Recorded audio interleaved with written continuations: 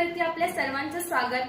आपण पाहत आहात बिग टीव्ही मराठी। मी तृप्ती कदम। पाहूया आजच्या ठळक घडामोडी। रामपूर तालुका जत इथं छत्रपती शिवाजी महाराज महसूल अभियान टप्पा 1 चं उद्घाटन। जिल्हाधिकारी अशोक काकडे यांची किल्ल्याची पाहणी। रामपूर तालुका जत इथं आयोजित छत्रपती शिवाजी महाराज महसूल अभियान टप्पा 1 चं उद्घाटन जिल्हाधिकारी अशोक काकडे यांच्या हस्ते मोठ्या उत्साहात पार पडले। या अभियानाच्या माध्यमातून ऐतिहासिक किल्ले व वारसा स्थळांच्या संवर्धनाला चालना देण्याचा प्रस्ताव प्रशासनाचा प्रयत्न असून रामपूर येथील गड व परिसराच्या विकास कामांचा आढावा जिल्हाधिकाऱ्यांनी घेतला। या उद्घाटन सोहळ्याला प्रांताधिकारी अजय कुमार नष्टे, तहसीलदार प्रवीण धानोरकर, संखचे अप्पर रोहिणी शंकरदास, प्रभारी तहसीलदार बाळासाहेब सौदे, जिल्ह्यातील विविध तालुक्यांचे तहसीलदार व वरिष्ठ अधिकारी, पोलीस निरीक्षक कोळेकर, गट विकास अधिकारी मुक्तेश्वर माडगुळकर, नगर परिषदेचे मुख्याधिकारी राठोड, नगर परिषद अधिकारी व कर्मचारी, उपविभागीय कृषी अधिकारी गणेश श्रीखंडे, तालुका कृषी अधिकारी प्रदीप कदम, तालुका वैद्यकीय अधिकारी क्षीरसागर, तालुका वन अधिकारी रामराव पाटील यांच्यासह विविध विभागांचे अधिकारी व कर्मचारी उपस्थित होते। यावेळी उपसरपंच सुनील माळी यांनी उपस्थित सर्व अधिकाऱ्यांचे स्वागत केले। तसेच यावेळी मोठ्या संख्येने ग्रामस्थ, सामाजिक कार्यकर्ते आणि शिवप्रेमी युवक व नागरिक मोठ्या संख्येने उपस्थित होते।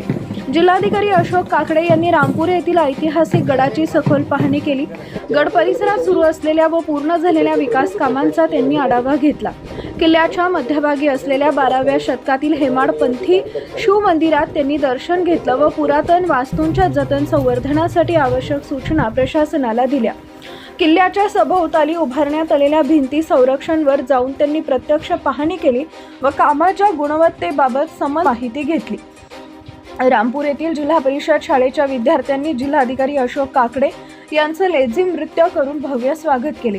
शिवाजी महाराज व मावळ्यांच्या वेशभूषेत सजलेल्या विद्यार्थ्यांनी उपस्थितांचं लक्ष वेधून घेत होते।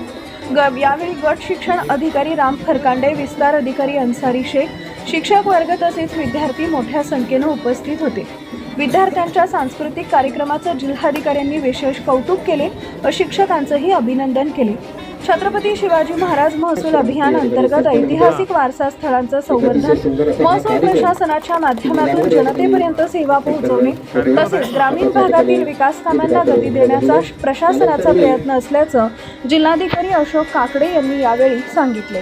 श्री शिवछत्रपती महाराजस्व अभियान टप्पा क्रमांक 1 हे राज्य शासनाने अंमलबजावणी करण्यासाठी आपल्याला फेब्रुवारीमध्ये आत्ताच नुकताच शासन निर्णय दिलेला आहे आणि मार्च, एप्रिल आणि मे या 3 महिन्यामध्ये त्याची अंमलबजावणी आपल्या सर्व विभागांमार्फत करायची आहे।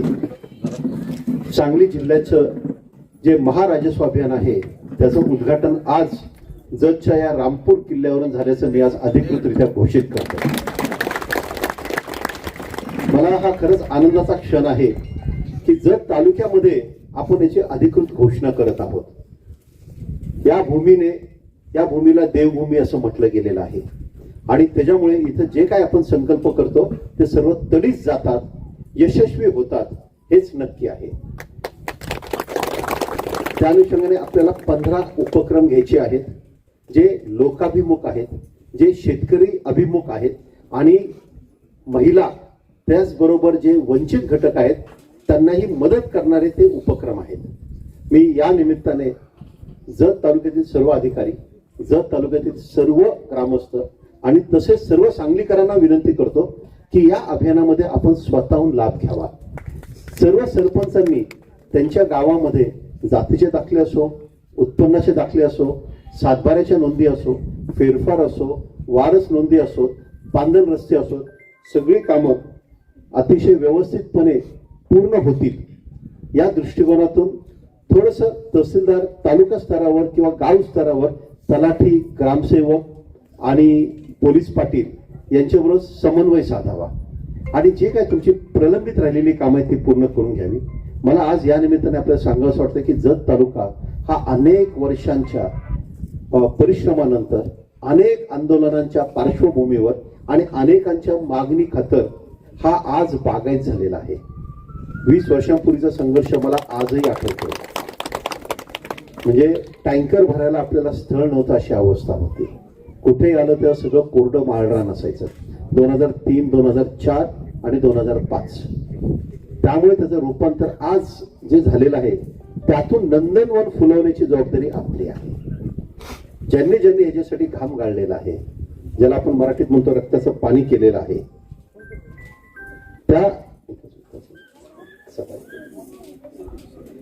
त्या सर्वांना खऱ्या अर्थाने आपण आदरांजली वाहू शकतो.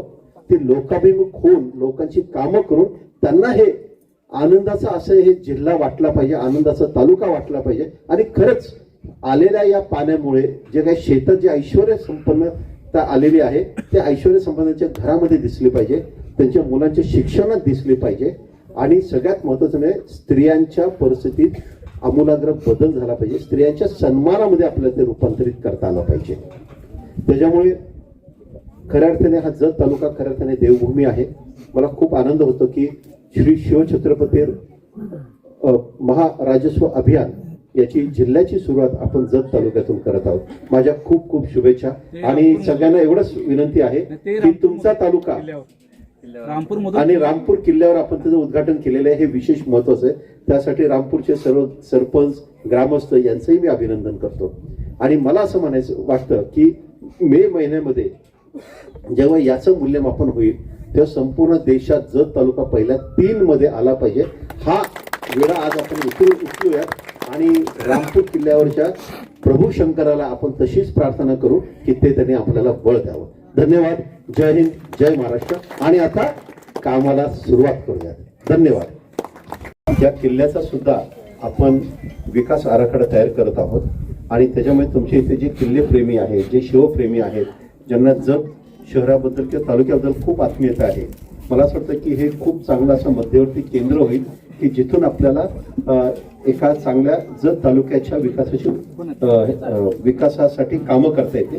त्याच्यामुळे आम्ही एक विजन डॉक्युमेंट भविष्यकालीन आराखडा 2030 करत आहोत. त्याच्यामध्ये या सगळ्या कामांचा आपण समावेश करू. फक्त मला ते नियोजन करताना कोणत्या वर्षी आपण कोणती कामं करणार आहोत आणि त्याला अंदाजे खर्च किती येईल ते पाहिजे. आणि दुसरं की त्याच्यामध्ये शासनाबरोबर प्रायव्हेट पार्टनरशिप पण पाहिजे. म्हणजे आपण प्लॅटफॉर्म तयार करून द्यायचा आणि त्याच्यावर खाजगी व्यक्तींनी पुढे जायचं, कारण शेवटी ती आपली या देशाची जनता आहे. तर हे दोन्ही आपण एकत्र करूया. त्याच्यामध्ये तुमच्या सगळ्यांचं सहकार्य आवश्यक आहे. आम्ही आहे सर. थँक्यू.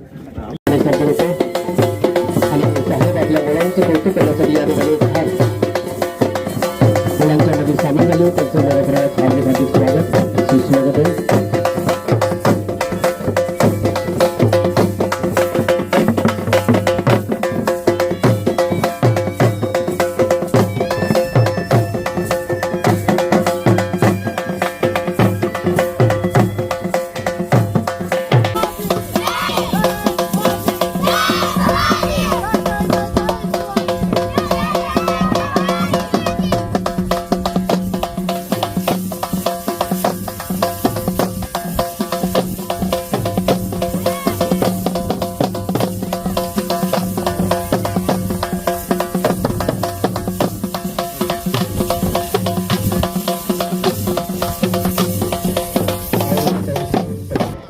आणि सामान्य जनतेसाठी नेहमी तक्रारी असतील, काय सूचना असतील त्या लोकांनी निघाव्यात असा हा एक लोकाभिमुख प्रशासन हे आपल्या जिल्ह्यात व्हावं असं नेहमी संकल्प करणारे आपले आदरणीय जिल्हाधिकारी साहेब आठवड्यातून सोमवार आणि शुक्रवार हे दिवस खास त्याने ठरवून ठेवले आहे की जे सांगितलं ना